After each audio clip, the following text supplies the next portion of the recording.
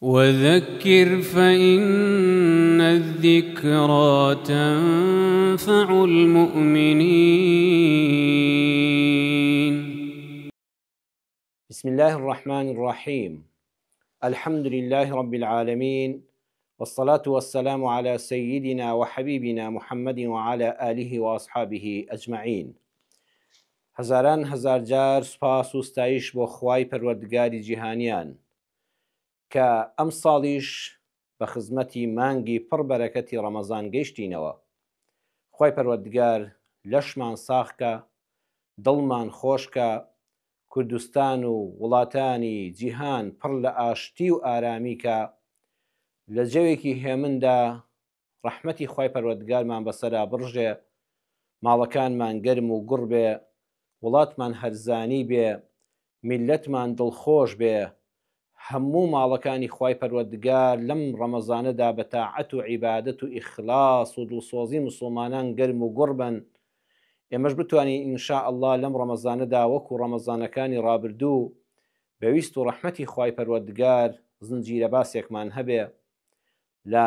شەوانی مانگی پڕبەرەکەتی ڕەمەزاندا لەگەڵ جەنابتاندا لە مزگەوتە و لەگەڵ ئێوەی بینەرانی ئەم وتار و زنجیرە باسە بەویستی خوای گەورە بە یەک شاد بین و باسێکی دین و ژینمان بکەین. زنجیرە باسی ئەمساڵمان ئینشاء الله تعالى بە ناونیشانی یاد، وشەی یادمان لە قورئانی پڕ بەرەکەت و بەخششەوە وەرگرتووە کە خوای پەروەردگار لە سوورەتی ئەذاریات لە ئایەتی 52 بۆ 55 دڵی پێغەمبەری خوا دەداتەوە صلی الله عليه وسلم، دڵی ئێمەی ئیماندارانی ئومەتی دەداتەوە. دەفەرمێ كذلك ما أتى الذين من قبلهم من رسول إلا قالوا ساحر أو مجنون أتواصوا به بل هم قوم طاغون فتول عنهم فما أنت بملوم وذكر فإن الذكرى تنفع المؤمنين. کاتێک کە قوڕەیشیەکان بتپەرستانی مەکە زۆر ئازاری دڵی پێغەمبەری خۆیاندا صلی الله عليه وسلم، پەروەردگار خۆشەویستەکە و پێغەمبەری هەڵبژێردراوی خۆی و خاتەمی پێغەمبەران محەممەد صلی الله عليه وسلم دڵنەوایی دەکات. دەفەرمێ ئەگەر کاتێک بتپەرستانی مەکە و دەوروبەری مەکە ڕێگا لە دینەکەت دەگرن و گاڵتەت پێ دەکەن، ناو و ناتۆرەی ناشرینت لێ دەنێن، پێت دەڵێن محەممەد شێتە، پێت ئەڵێن ساحیرە، پێت ئەڵێن درۆ دەکا، ئیفک و نیفتەڕاه و درۆ بەدەم خواوە دەکا، ئەڵێ ئەمە قورئان و کەلامی خوایە و خۆی هەڵی بەستۆ بەدەم خواوە، پێ دەڵێن معەلەمە، ئەوە خەڵک فێری کردووە، ئەو قسانی لە خەڵکی تر بیستۆ و ئەیکا بە کەلامی خوا و بە خەڵکی دەڵێتەوە بە ناوی پێغەمبەرایەتیەوە، پێت ئەڵێن کەوا فاڵچیە و باسی داهاتوو دەکا، هەروەها ناو تۆرەی ناشرینت بە شوێن دەخەن، پێت دەڵێن ئەساطیر الئەوەلین دەژێڕێتەوە، ئەمە هەر چیرۆک بێژە، ئەمە چیرۆک خوێنێکی حکایەت جێڕەوە نەبێ، ئەم محەممەدە نەعوذ بالله هیچی تر نییە، هەر باسی قەومی ساڵح و هود و لوت و فڵان وای کردووی تر هەر خەریکی ئەو قسە و باس و مێژ و حکایەت و چیرۆکخوانەیە. چۆن پێغەمبەر دەبێ وابێ؟ خوای پەروەردگار فەرمووی هەموو کافرەکانی پێش ئەم قەومەی تۆش هەموو خوانە ناسان و دوژمنانی خوا و پێغەمبەر صلی الله عليه وسلم سەلات و سەلامی خوا لەسەر هەموو پێغەمبەران بێت لە هەموو زەمان و زەمینێکدا تا سەردەمی تۆ ئەی خۆشەویستم ئەی محەممەد صلی الله عليه وسلم، هەر پێغەمبەرێک هاتبێ بۆ ئەو قەومە لار و لەوێرە پیان وتووە ئەوە ساحیرە یان پیان وتووە شێتە، جارە بۆ وتویانە ساحیرە، جاری شە بۆ وتویانە نەبابە، ئەمە هەر قسەکانی تێکەڵ و پێکەڵ، ئەمە هەر شێتە و قسەکانی سەروبەریان نییە. ئەتەواصەو به، ئەڵی لە یەکیان جێڕاوەتەوە، واتەوەکو ئەوی وەسیەتیان بۆ یەک کردبێ، ئەوە ئێمە چۆن دژایەتی ئەم پێغەمبەری خوامان کرد، ئەی قەومە بێدینەکەی دوای ئێمە، ئێوەش ئاوا دژایەتی پێغەمبەری سەردەمی خۆتان بکەن، بەڵام خۆ ئەوان یەکتریان نەبینیوە، ئەوان نووسراویان بۆ یەکتر بەجێ نەهێشتووە، بەل هم قەوم طاغون، ئەمانە بۆ خۆیان کەسانی لابەلان، کەسانی دڵڕەش و دڵکوێرن، ئەمانە بۆ خۆیان وێرانن. بۆیە لەم سەردەمەی ئێستای ئێمەشدا کەسانێک دەبینی وەکو چۆن ئەبوو جەهل ئەبوو لەهەب دژایەتی ئیسلام و پێغەمبەری خوای کردووە صلی الله عليه وسلم، واللهی دەڵێ ئەبوو جەهل لەگەڵ یا دانیشتووە، ئەبوو لەهەب لەگەڵ یا دانیشتووە، دەرسی ئەم مشریک و منافقانەی ئێستاشیان داداوە، ئەم ملحیدانەی ئێستایان داداوە کە چۆن دژایەتی خوا و پێغەمبەرەکەی خواوی ئیسلام بکەن، بەڵام خۆ یەکتریان نەبینیوە. ئەمانە هەمویان لە ئەسڵدا خۆیان دڵیان مۆری ڕەشی لەدراوە بەهۆی کردەوەی پیسیانەوە، بەهۆی دڵی بۆ گەنیانەوە. فتەوەلە عنهم، ئەی پێغەمبەری خۆشەویست صلی الله عليه وسلم، تۆ پشتیان تێکە. پشتیان تێکە مانای ئەوە نییە بانگەوازیان مەکە بۆ ئیسلام. جایشی پێغەمبەر چییە؟ یعنی زۆر سەرقاڵ مەبە بە قسە و باسەکانیانەوە. فەما ئەنتە بیمەلوم، تۆ لە لۆمەکراونی، تۆ سەرزەنشتکراونی لەسەرەوەی کە ئەوان ئیمان ناهێنن، تۆ تەنها ڕاگەیاندنی ئیسلامت لەسەرە پێیان. وەذەکر، بەڵام ئاگاشت لێبێت کە خوا دەفەرمێ فتەوەلە عنهم، پشتیان تێکە، مەبەست ئەوە نییە قسەیان لەگەڵ مەکە، نا، بەردەوام یادیان بخەوە. وەذەکر فەئینە الذیکرا تەنفەع المؤمنین، یادی چیان بخەوە؟ بانگیان کە پێیان بڵێ ئەی خەڵکینە، سەرنجی ئەو ئاسمانە بدەن، سەرنجی ئەو خۆرە بدەن، سەرنجی ئەو مانگە بدەن، سەرنجی ئەو هەموو ئەستێرەی ئاسمانە بدەن، سەرنجی ئەو زەویە بدەن کە لەسەری دەژین، سەرنجی لاشەی خۆتان بدەن، هەر لە خۆت وردبەوە. دەکرێت نیگارێک بەبێ نیگار کێشێک دروست بوو بێ، دوخوات تابلۆیەکت بینیوە، نیگارێکت بینیوە، بڵێ ئەمە هەل لە خۆیەوە ئەم ڕنگانە چوونە پاڵیەک، هیچ کەسی عەقڵی ئەوە قبوڵ دەکا و دێڵە قسەی وا لە دەمی دەرچێڵن نەوەڵڵا. دەیتخوا دەکرێت ئەم جسمە جوانە بەو هەموو وردیەی کە تایەتی و زانستی پزیشکی تا قیامەتیش ناتوانێت هەمووی بدۆزێتەوە، توخوا ئەمە دەکرێت ئەم جستەیە وا لە خۆیەوە دروست بوو بێ. ئەم ئاستێرە و مانگ و خۆرە هەر ئاوا لە خۆیەوە بەم نیزامە ڕێک و پێک و جوانە دروست بوو بێ، ئەم زەوی هەر بەبێ خالق ئاوا دروست بوو بێ. پێیان بڵێ ئەگەر ئەو ئەڵڵایە بڕیار دەدەن بەڵێ خوا دروستی کردووە، توخوا دەکرێت خوا یارمەتی دەری هەبێ، هاوبەشی هەبێ، خوا دوان بێ و سیان بێ، لەسەر زەویدا نوێنەری هەبێ، ئەم بتە تۆ نەتوانی دەنگت بەخوا بگە، لەڕێ ئەم بتەوە، لەڕێ ئەم بەردە دروستکراوەوە دەنگی تۆ بەخوا بگە، لەڕێ ئەم دروستکراوە کە خۆی مەخلوقە تۆ بیکەی بە هاوبەشی خوا، بڵێ دەنگی من بگەیەنە بەخوا و هاوکاری خوا ببەوەی ئەم کارم بۆ بکرێ. ئەمە دەکرێشتیوە بیریان بخەوە، عەقڵیان بجوڵێنە، بە ئاگایان بێنەوە. فإن الذكرى تنفع المؤمنين، چونکە یادخستنەوەی بەردەوام سود دەگەیەنێ بە ئیمانداران. ئەوەی زەڕەیەک بەرەکەتی ئیمان قابل بێ بچێتە دڵیەوە کاری لێ دەکا. ئەمڕۆ ناسپەی ناساڵێک ناساڵێکی تر لەگەڵیان بەردەوام بە، بۆیە سەحابە هەبووە 2 ساڵ 3 ساڵ 10 ساڵ دوژمنایەتی ئیسلامی کردووە، بەڵام بەم یادخستنەوانەی پێغەمبەر صلی الله عليه وسلم لەڕێی قورئانەکەوە ئەلحەمدولله، چونکە ئەهلی ئیمان بوو، چونکە دڵەکەی قابلی هیدایەت بوو، پاک بوو، هێشتا فیتڕەتی پیس نەکرد بوو، هیدایەتی وەرگرت. ئەم زنجیرە باسانەی ئێمەش بەڕێزان کە لە زنجیرە باسی یادی ئەم ساڵدا لە ڕەمەزانی ئەم ساڵدا بە ناوی یادەوە باسی دەکەین، باسی دینە، باسی ژیانێکی جوانە، باسی سەرفرازی قیامەتە، باسی بەیەکەوە ژیانی موسڵمانانە، باسی ڕاستکردنەوەی هەڵەکانمانە، ئەوانەی کەوا تێماندا خراپە ئەبێ بۆڵبژێری کەین، لای بین، بژاری کەین، ئەو سیفاتانەی کە جوانن تێماندا یادی یەکتری بخەینەوە. زنجیرە باس یادوان دەخاتەوە لە زنجیرە باسی یاددا، یادی یەکتری دەخینەوە و تۆخی دەکەینەوە، ناهێڵین لە ژیانی موسڵمانەتی و ئینسانیماندا کاڵ بێتەوە. بۆیە بە ئەندازەی ئەوەی کاتێک کە قورئانت بۆ دەخوێندرێتەوە، کە فەرمودەی پێغەمبەر صلی الله عليه وسلم بۆ دەخوێندرێتەوە، کە گوێ لە وتارێک دەگری، کە ئامادەی جومعەیەک دەبی، کە دەچی بە کۆڕێکی ئیماندارانە و زنجیرە باسێکی ئامالای مامۆستایەکی ئاینی مزگەوت، بە ئەندازەی ئەوەی کارت لێ دەکا، بە ئەندازەی ئەوەی دڵت خۆش دەکا، دڵی بۆ دەکەیتەوە، پێی مرتاحی، لە دەرەوەی مزگەوت، لە دەرەوەی گوێگرتنەکە دەیکەیتە کردار لە ژیانتدا، بە ئەندازەی ئەوە ئیمانت بەهێزە، بە ئەندازەی ئەوە دڵت بە خۆش بێ، دڵت بە خۆت خۆش بێ، نیشانەی ئەوەی ئیمانەکەت بەهێزە. بەڵێ ئیشی ئێمەی بانگخواست هەر یادخستنەوەیە، نەک دادگاییکردنی خەڵکی و پۆلێنکردنی خەڵکی بۆ بەهەشتی و دۆزەخی و فاسق و فاجر و مبتەدیع و منافق. ئێمە تەنها سیفاتەکان دەبێ باسکەین، نەک بە شەخص پەنجە بخەینە سەر فڵان کەس ڕسمەکەی دانێن لە فەیسبوک زەڕبێکی سووری بەسەر دابێنن، نە، لە نزیکەوە بڕۆ نەسیحەتی بکە، ئامۆژگاری بکە، بە تەنها لەگەڵ یادانیشە هەڵەکانی پێ بڵێ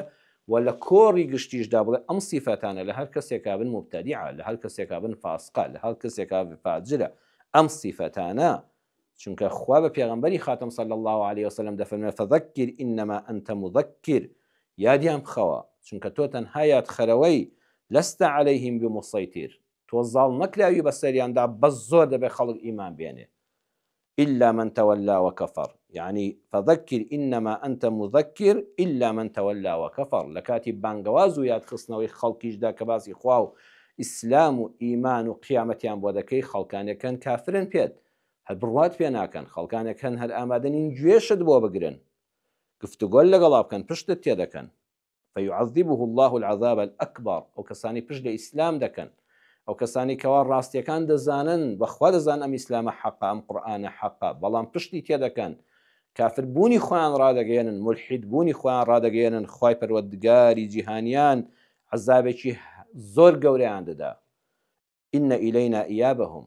ئەوانە گەڕانەوەیان بۆ لای ئێمەیە، ئەو کافرانە ئەو بێباوەڕانە ئەو منافقانە بۆ کوێ دەڕۆن؟ هەر ئەبێ بچنەوە بەربارەگای خوا. 100 ساڵ دوژمناتی ئیسلام دەکەی دەمری کە مردی بۆ کوێ دەچی؟ ئەچێ بەردەستی خوا. ثم ئین عەلەینا حیسابەهم، وەکۆی لە دنیاشدا هەر لەژێ دەستی خوادای خۆ خوای گەورە ئەوە ئەلعەدلە، ئەوە دنیای کردو بە مەیدانی تاقیکردنەوە، ئەینا هەر لەگەڵ یەک وشەدا زمانت لاڵ دەکا، هەر دەنگەژەکانت تێکدا هەر هەناسەت بگرێ قسەیەک دەدەم تا نایەتە دەرەوە، هەر لێوەکانت هەڵوەرێنە وشەیەکت بۆ ناوترێ، بەڵام ئەوە دنیا مەیدانی تاقیکردنەوەیە، دوای مردن دەگەڕیتەوە بەر دادگای عەدلی خوای پەروەردگار. ثم إن علينا حسابهم، دوای مردنیان لە قیامەتا دێنەوە و حیسابیشیان لەسەر ئێمەیە. علينا حسابهم، لەسەر ئێمەیە حیسابی کار و کردەوەکانیان. تۆ چیت لەسەر ئەی محەممەد صلی الله عليه وسلم، ئەی خاتەمی پێغەمبەران، ئەی مسلمانی بەڕێز، ئەی بانگ خواز، ئەی مامۆستای مزگەوت، فەذەکر ئینەما ئەنتە مذەکر، ئیشی تۆ ئەوەیە کە یادی خەڵک بخەیتەوە بە زمانێکی شیرین، بە دڵێکی خاوێن، بە دڵسۆزی. ئیماندار بەبینینی هەر شتێ یادی قیامەت و بەهشت و دۆزەق دەکاتەوە. پێوەری ئیمانەکەت ئەوەیە باخێکی جوانت بینی لە شوێنێکە، تاڤگەیەکی ئاوت بینی، کۆشک و ڤێلایەکی ڕازاوە و چراخانت بینی، یەکسەر بیری بەهشت دەکەیتەوە، یەکسەر دەچیتە ناو دنیای بەهشتەوە، ئەڵێی خوای پەروەردگار ئەم باخە جوانە ڕازاوە کە هەر شیرینە سەیری کە ئەلحەمدولیلا و ماشاءاللای دەوێ لێ بکەی، ئەمە باخەوانێک دروستی کردووە، باخەوانێک نەمامەکانی ناشتووە ئاوی داوە و ئاوا بەم سیستەمە جوانە بە ئەندازەگیری نەمامەکانی ناشتووە و جوان ئاوی داوە و کودی داوەتێ و وریایی بووە و هەڵی پاچیوە و جوتیارێکی نمونەیی بووە. ئەمە باخەکەی ئەم باخەوانەیە کە عەبدێکە، ئەی خوایە دەبێت ئەو باخانەی کە تۆ جەنات کە لە بەهەشتا باسییان دەکەی یا ئەڵڵا دەبێت ئەوانە چۆن بن. ئەوە نیشانەی ئیمانە کە ئەو باخ و باخاتی خەڵک دەبینی تۆ یەکسەر بیرت بۆ لای باخ و باخاتەکانی بەهەشت دەڕوە. ئەڵێ ئەم تافگەی ئاوەی ئێرە ئاوا جوانە، ئەم ئاوە پاک و ڕوونەی کوردستان کە ئاوا دەڕۆیە، یانی هیچ جیهان لە شوێنێکە لە ڤیدۆیەکە لە تەلەڤیزۆنا دەبینی، ئەی خوایە دەبێت ئاو ڕووبارەکانی بەهەشت چۆن بن یا ئەڵڵا. کاتێکەوە دەچیتە ناو خانوویەکی خۆشەوە یان بە تەنیشتیا تێدەپەڕی، چ ڕازاوەیەکە، هەر ئەو ئەندازیاری کە کێشاوێتی بیر دەکەیتەوە چ زانایەک بووە، ئەوەی کەوا تەسمیمی کردووە، ئەوەی کەوا ڕازاندوویەتیەوە، ئەو چراخانە، ئەو هەموو ئینارە و ڕووناکیە. ئەڵێی خوای پەروەردگار ئەمە عەبدێک لە عەبدەکانی تۆ، عەقڵێکی ئەندازیاری داوەتێ ئەم نەخشەی دروست کردووە، ئەو وەستاوکرێکارە ئەم بینایی لەسەر کاغەزەوە کرد بەم بینا جوانە. ئەی پەروەردگار دەبێت کۆشکەکانی بەهەشت کە خۆت دروستت کردوون خشتێکی لە زێڕی خالیسە و خشتێکی لە زیوی سافە ئەبێت چۆن بن. بۆیە ئەو کاتە نەک حەسوودی بە خەڵک نابەی، بەڵکو بەخوا هەر دڵت بۆ لای ماڵی خەڵک ناچێ، تەنها بیرت بۆ لای بەهەشت دەچێ، ئەڵێی خوای گیان لە بەهەشتا لەم جوانیانە بێبەشم نەکەی. ئەم دنیا تێدەپەڕێ بە حەڵاڵ هەوڵی بەدەستێنانی دەدەم و تەمەڵی ناکەم، ئەگەر نەشبوو ئەوە ئەمە دنیا بەشەر ئەمەی دروست کردووە، بەڵام من یەقینم هەیە ئەگەر لەسەر ئەم ئیسلام و ئیمانە بم بەویستی خوا تۆ جوانترت بۆ من دروست کردووە لە بەهەشتا، چاو لێ حەسوود نابی، خەڵک ناکوژی، چاوت پیس نابێ، چاو نابڕیتە ماڵی خەڵک، فیتنەیی ناکەی، بەڵکو یادی بەهەشت دەکەیتەوە. کاتێک کە ئاگر دەبینی چۆن ئاگر لە ماڵەوە پێویستی ژیانە هەبێ بەڵام بە ئەندازەی پێویست بەوەی کە لە تواناتدا هەیە لە ڕاگەیاندنەکانەوە لە بەشی فریاکەوتن و خۆپارێزی لە کارەساتەوە پێت گەیشتووە ئەڵێن ئەم ڕێنماییانە جێبەجێکە بۆی لە ئاگرکەوتنەوە خواپەناماندا و بمان پارێزێ لە ماڵەکەتدا بە دووربی ئاگر دەبێت بەم شێوازە بەکاربێنی زۆر بە حەزەربی بۆی خۆت نەسووتێنێ بۆی ماڵت نەسووتێنێ بۆی کۆگاکەن نەسووتێنێ دوکانەکەت نەسووتێنێ بازاڕەکەت نەسووتێنێ چۆن خۆ دەپارێزی لە ئاگر کاتێکش کە ئاگری دنیا دەبینی ئاگری جەهەنەمت بەبیر دەکەوێتەوە لە یا ئەڵڵا ئەم ئاگرە بەم شێوەیە سووتێنەرە خۆ ئاگری جەهەنەم هەر بەراورد ناکرێت لەگەڵ ئەمەدا خۆمە احتیمالی هەیە بش سووتەی پەنا بەخوای پەروەردگار یان چاک دەبیتەوە ئازارەکەت چاک دەبێت یان دەمری و نەجاتت دەبێت بەڵام خۆ ئاگری جەهەنەم ڕزگار بوونی لێی نییە خۆ تەداوی نییە خۆ ئازارشکێنی نییە خۆ عەزابەکە سوگ نابێت لەسەرت پەنا بەخوا یا الله خوا لەو ئاگرە بمپارێزی ببینینی ئاگری جەهەنەم دنیا ئاگری جەهەنەمت بیر دەکەوێتەوە بە ئەندازەی ئەوەی پێویستە و خۆ پارێزی واجبە لەسەرت خۆت و ماڵ و منداڵت کار و کەسابەت و بازار و دوکانی خۆت و خەڵکی پارێزی لە کارەساتی ئاگرکەوتنەوە سووتان پێویستە لەسەرت دەبێت ئاواش حەزەر بکەیت لەو شتانەی کە دەتباتە جەهەنەم ئاوا خۆش لەوانە بپارێزی کار و کردەوەی شیرک و نیفاق و ئەوانە هەروەها کار و کردەوەی غەش و خیانەت و دەستبڕین و فێڵکردن و درۆکردن و خیانەت لە خەڵکی کە دەتباتە جەهەنەم ئەوە بە حەزەربی خۆتیان لە کار و کردەوەی قەولی و لە فیعلی پارێزی بە ئیزنی خوای گەورە خوای گەورە لە سوڕەتی ئەلواقعایەتی 73 دەفەرمێ نحن جعلناها تذكرة ومتاعا للمقوين ئێمە ئەو ئاگرەی دنیامان کردووە بە بیرخەرەوە یعنی ئاگری دنیا خوا بۆیە دروستی کردووە یەکەم جار بۆ بیرکردنەوە لە ئاگری جەهەنەم هات چەند دەترسی لە سووتانی یەک تۆزێکی پەنجەت دەبێت ئەوە بیر بکەیتەوە تەذکیر ئەمە یادەیات بۆیە زنجیرە باسەکەمان ناو نایاد بە بینینی ئاگریش دەبێت ئاگری جەهەنەمت بیرکەوێتەوە ئەگەر ئیمانداربی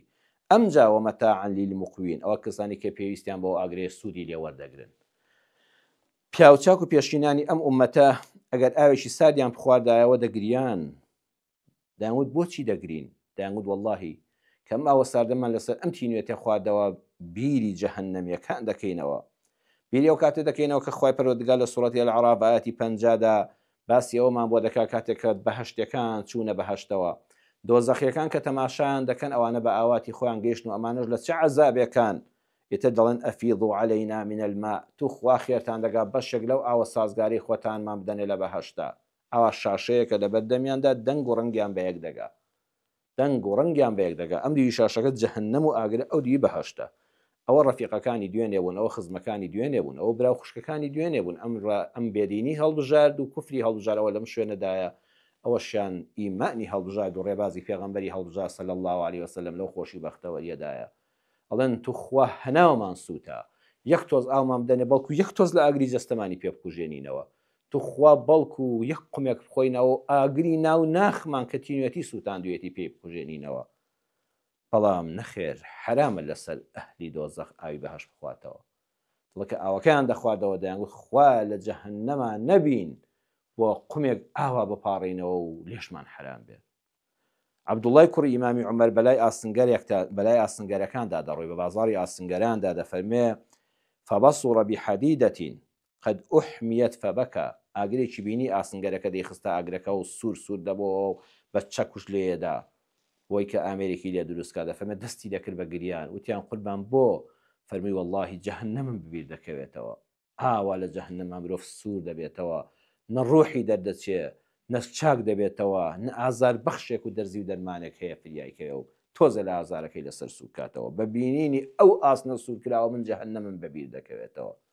بۆیە زنجیرە باسی یاد پێمان دەڵێ هەرچیت بینی بابیری قیامەتت بخاتەوە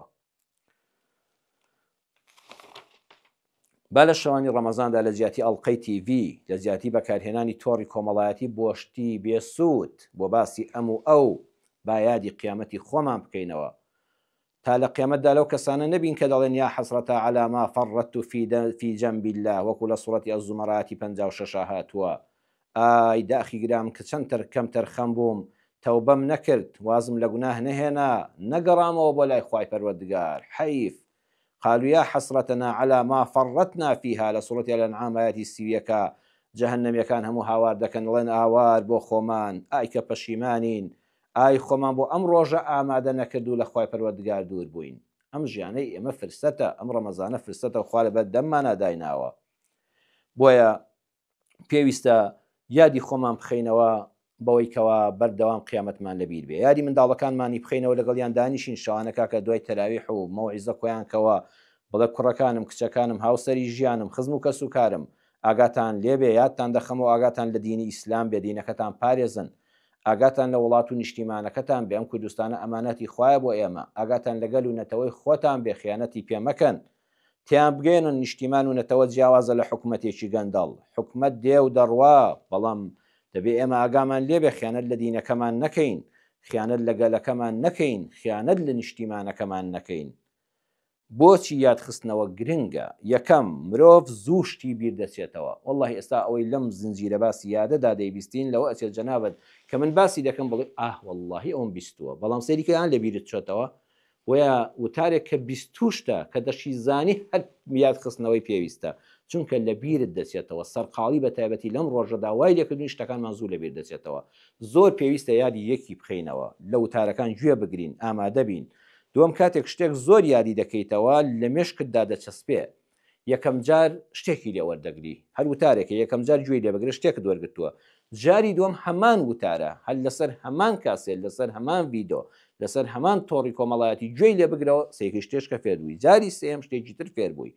جاری یەکەم قەنەعەتت نەکرد جاری دووەم قەنەعەتت بۆ دروست دەبێت جاری سێم لێت دەبێتە خوو لە ناو لاشە و دەستەدا و جا دیفاعی لێ دەکەی ئەمجا بۆ دەبێتە بەرنامە بۆی یادخستنەوە ئاوا گرنگە چێ یادی خەڵکی بخاتەوە یەکەم مامۆستایانی مزگەوت یادی خەڵکی بخەنەوە بەردەوام بۆ خواناسی بۆ دینداری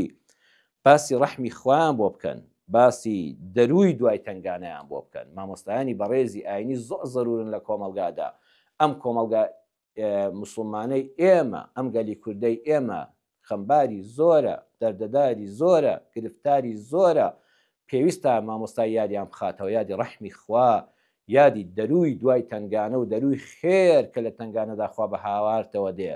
یادیان بخاتەوە پەنا بۆ خەڵک مەبە پەنا بۆ ئەڵڵا بەرە وەرە لە خوا بپاڕێەوە یادیان بخاتەوە ئەوەندەی چاول لە قاپی داخراوی خەڵکە سەر هەڵبڕە بۆ ئاسمان قاپی هەمیشە کراوەی ئەڵڵا ببینە و داوای لێ بکە و یارمەتیت دەدا پاشان مامۆستایانی قوتابخانە ئەو مامۆستانی کە لەم قوتابخانە بۆ منداڵەکانمان مەبەستم ئەوەیە لە بنەڕەتی هەتا خوێندنی باڵا چەند جوانە مامۆستا 5 دقی کۆتایی دەرسەکە بۆ پشووی تەلەبەکان بۆی دەرسەکەش باشتر تێبگەن تەرخام بکە بۆ بابەتێکی جوان یادیان بخاتەوە تەفسیری ئاەتێکیان بۆ بکە فەرمودەیەکی پێغەمبەریان صلی الله علیه وسلم بۆ بگێڕێتەوە ڕێنماییەکی جوانیان پێ بدە ڕەوشتێکی جوانیان یاد بخاتەوە بژاریان بکە لە ڕۆشتێکی ناشرین مامۆستا ئەوەی کە بە تایبەت لە قۆناغەکانی سەرەتایی بنەڕەتیدا دەتوانێت بیخاتە مێشکی قوتابیەوە وەڵاهی نە مامۆستای مزگەوت نەدایک و باوک لە ماڵەوە ناتوانێت دەوری کاریگەرتان دەبێت مامۆستایان قۆڵی مەردایەتی لێ هەڵکەن بە ئیزنی خوا بە ئیزنی خوای گەورە لە ڕەمەزان و غەیری ڕەمەزاندا چەند دقەیەک لە دەرسەکەتان تەرخانکەن یادی جوانی و خێر بخەنەوە بیری نەوەکانی خۆتان و ئێمە پاشان فیلم و دراما بەداخەوە ئێمە لە وڵاتی خۆماندا کە دەڵی فیلم و دراما چونکە هەر عەرە خواردنەوەمان تێدا بینیوە و هەر مازماچێن و حوبحوبێن و شتی بێمانا و گاڵتەکردن بە مزگەوت و بە دین و بە نوێژ و بە عیبادەت و هەر خەڵکی سەرخۆش و بێهۆش لە دراماکاندا دەردەکەون داخی گرانم ئەینا خۆی دراما و فیلم و ئەوانە زۆر کاریگەریان هەیە کە بە دیاریەوەدا دەنیشی واد لێ دەکا هەست دەکەی حەز دەکەی تۆش ڕۆڵی ئەو ئەکتەرە کە چەند قسەکانی جوانن چەند ڕەوش بەرزە چەند مەردە چەند پیاوە چەند چاکە چەند پاکە چەند بەڕێز و بە حرمەتە چۆن بوونی خۆی سەلماندووە چۆن خەڵک متمانەی پێ دەکەن حەز دەکەی وەکو ئەوبی دەبێت لاسایکەیتەوە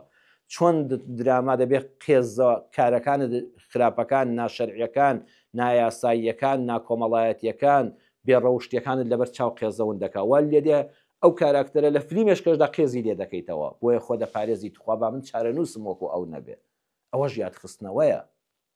ئیسلام ناڵە ئەوانە حرامن، بەڵام حیفێ لای ئێمە ناشرین کراوە لە سکەکەی خۆی لادراوە. ئەینا ئەوەش بەشێکە لە مەنهەجی ئیسلام بۆ یادخستنەوەی جوانیەکان و بژارکردنی دەرونی مرۆڤ لە خراپەکان لەڕێی ئەو دراما و تەمسیلیەوە کە کارەکتەرەکانت وەکو واقع نیشان دەدا. پاشان بەڕێزان ژن و مێرد یەکتری یادی یەکتری بخەنەوە. چوارەمیان ژن و مێرد یادی یەکتری بخەنەوە کە یەکتریان خۆش دەوێت. پیاوەکە بڵێ هەرچەند سەرقاڵم لە دەرەوە ماندووم، ئافرەت کە هاتەوە ماڵەوە پێ بڵێ وەڵڵی خۆشەویستی ڕۆژ بە ڕۆژ لە دڵما زیادە، دەکەم و کۆڕیم ببوورە کەم و کۆڕیم نییە بەڵام ماندووم. ژنیش لە شەودا لە بەیانیاندا بە پیاوەکەی بڵێ پیاوەکە سەرقاڵی ماڵم، منداڵم، میوانم، پاکردنەوەی ماڵم، ئەگەر وەکو پێویستیش لەگەڵ تا ڕەفتارم نەکردبێ گردنم ئازاکە، بەخوا لەوەوە نییە خۆشەویستیم کاڵبوو بێتەوە، ڕۆژ بە ڕۆژتەوە خۆشەویستتر و ئازیستری لە دڵمدا. ئەها یادخستنەوە بە ڕێزان زۆر زەرورە لە بینی ژن و مێردا. بەخوا دوو ڕۆژ ڕۆژی جارێک ئەم قسانە یادی یەک بخەنەوە کە چنم خۆش دەوی، کە چەند کە ئەگەر کەمتەر خەمبم لە ڕووی نادڵسۆزیەوە نییە، لە ڕووی بێکاتیەوەیە، لە ڕووی سەرقاڵیەوەیە، بمبورە خۆشەویست و ئازیزەکەم. وەڵڵاهی ماڵەکان پڕ دەبن لە خۆشەویستی و ڕێز و حرمەت. خاڵی پێنجەم و کۆتایی میلەت بیری حکومەتی بخاتەوە. کاتێککە حکومەت لە سکەی خۆی لادەدا کە خزمەتکردنە، حکومەت لە جیاتی ڕەحمەت دەبێتە زەحمەت بۆ ژیانی خەڵک، چونکە حکومەتی دادپەروەر بەڕاستی ڕەحمەتە کە خەریکە لە سیستەمی خۆی لادەدا دەبێتە زەحمەت یادی بخاتەوە. میلەت بڵێ ئەی کار بەدەست بوەستە، دەنگ هەڵبڕێ، قسەی جوان بکە، خۆپیشاندانی مەدەنیانە، سەلامەت، دوور لە تێکدان و شکاندن و سووتاندن و هەڵتەکاندن، بە ئامانجی چاککردن، خۆپیشاندانی مەدەنی ئامانجدار، ئامانجەکە دیار بێ بۆ چ کارێکە، ناڕەزاییەکە بەرامبەر بە چییە. ئەنجارەکانە هەدەف دیار بێ کە لەو سەرەوە لەسەری قەرزدار نابیەوە، ئەوەی هەشە لە دەست ناچێ، دوژمن زەفەر ناهێنێ لەو کاتەدا، ناحەس کەسێککە لەسەر سۆز و عەتفی ئەم میلەتە هەژار و مەزلوم و مافخراوە نایوێ خۆی کا بە پاڵەوان و بانی خۆی هەڵبژێرێ، حتا دەستی دەگاتەم 19 ملیۆنەکە و 20 ملیۆنەکە و 30 ملیۆنەکەی بەغاو کوردستان و ئەمجا پاشان 100 ڕەحمەت لە کفندزی پێش و بکەینەوە بۆ بنێرینەوە، چونکە ئەم لەوان خراپترە. ئەمە هەر پاڵەوان بوو لە ناو خۆپیشاندان و جەماوەردا، چونکە دەیویست خۆی هەڵبژێرێ و دەنجی خەڵک ڕاکێشێ. نەخێر، ئامانجدار بێ، نێتی خاوێن بێ، بۆ داوای ڕەوا بێ، بە ئاگاهێنانەوەی حکومەت بێ. وەکو زمانی ئیمامی عومەر کە کابرا لێی هەستاوتی ئەی عومەر، ئەگەر دادپەروەر نەبی، خزمەتکاری گەل و میلەت نەبی، وڵات ئاوەدان نەبێتەوە، ئیسلام لەسەر دەستی تۆ پێش نەکەوێ و پشکست بێنێ، وەڵڵاهی بەم شمشێرە ڕاستت دەکەینەوە. شمشێری ئەمڕۆ چەک نییە، شمشێری ئەمڕۆ دەنگە، دەنگی ناڕەزاییە لەلایەن ڕۆشنبیرەوە، لەلایەن مامۆستای ئاینیەوە، لەلایەن کۆمەڵگەی مەدەنیەوە، لەلایەن جەماوەر بەگشتیەوە. ئەوەش یادخستنەوەیە، یادت دەخەمەوە ئاگال لێبێ، غافڵ نەبی تۆ خزمەتکاری، ئەگە بتەوێ ئاغایەتی بەسەر میلەتەوە بکەی، کورسیەکە لەژێر دەردێنین. داواکارم لە خوای گەورە بتوانین ئەم ساڵیش لە زنجیرە باسی ڕەمەزانی یاددا سوودێک بگەێنین، هەم بیگەێنم بە خۆم، هەم بە جەنابتان، هەم ئێوە بڵاوی بکەنەوە ئینشاءڵڵا سوودێک بگاتە دڵێک و ڕێنمایی بێ بۆ هەموو لایەکمان. داواکارم لە خوای گەورە تاعەت و عیبادەتمان لێ قبوڵکە، هیدایەتمان بدا، بە جوانی لە خزمەتی ئەم مانگە پڕ بەرەکەتە دابین، عیبادەتی حەقی مانگی ڕەمەزان لەم مانگەدا بکەین. آمين والحمد لله رب العالمين والسلام عليكم